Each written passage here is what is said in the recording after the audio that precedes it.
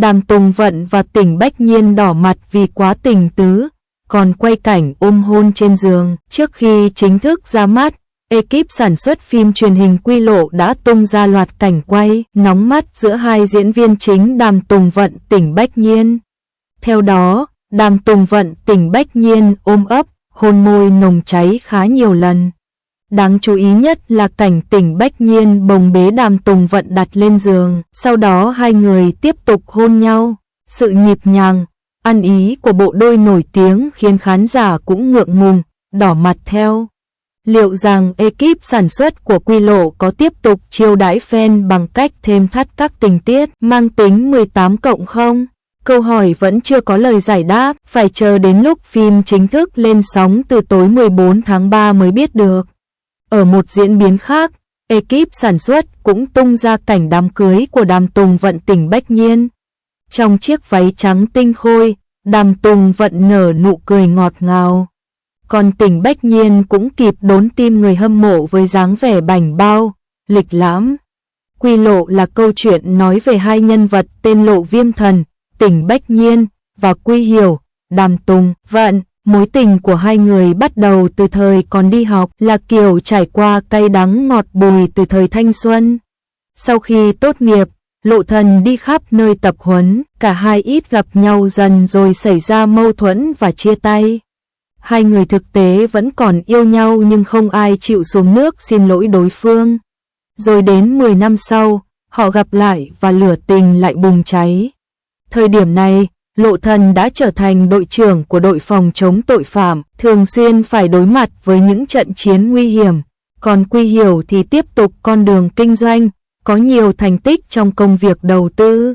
Sự khác biệt về tính cách, suy nghĩ và công việc liệu có khiến họ xa nhau thêm một lần nữa. Bộ phim có số tập dự kiến là 30, sẽ phát sóng từ ngày 14 tháng 3 cho đến 4 tháng 4. Với khung giờ đẹp trên đài Hồ Nam cùng khả năng diễn xuất từ Tỉnh Bách Nhiên, Đàm Tùng Vận, nhiều khả năng Quy Lộ sẽ có thành tích rating ấn tượng.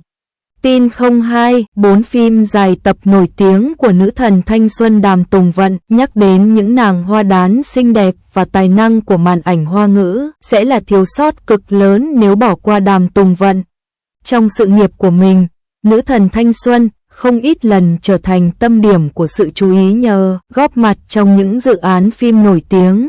Hồi đầu năm nay, Hướng Gió Mà Đi đã tạo ra một cơn sốt không hề nhỏ. Bộ phim này chứng kiến Đàm Tùng Vận nên duyên với Vương Khải. Nội dung tác phẩm kể về cuộc sống, công việc và tình cảm của những người làm việc trong lĩnh vực hàng không. Đàm Tùng Vận vào vai phi hành viên Trình Tiêu. Trong khi đó, Vương Khải hóa thân thành Cố Nam Đình, Phó Bộ trưởng của Bộ Hàng không Lộ Châu. Vì đặc thù công việc nhiều áp lực, khó khăn, hai người đã chẳng ít lần rơi vào bế tắc.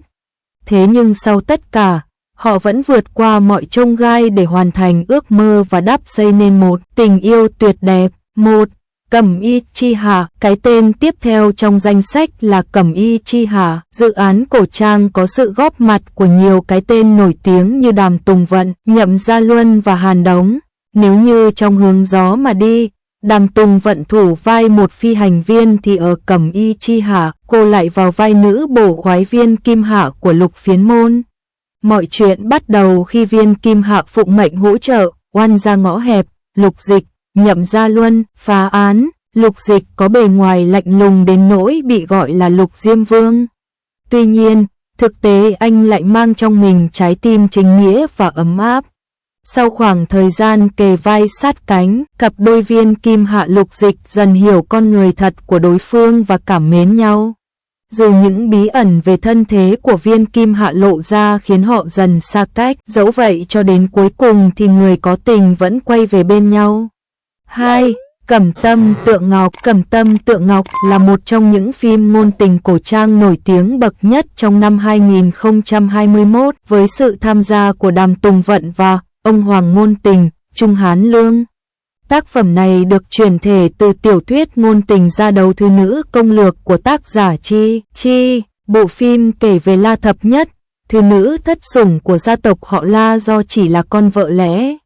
Cô được gả cho đại tướng quân Từ Lệnh Nghi. Ban đầu, dĩ nhiên hai người chưa có cảm tình gì với nhau.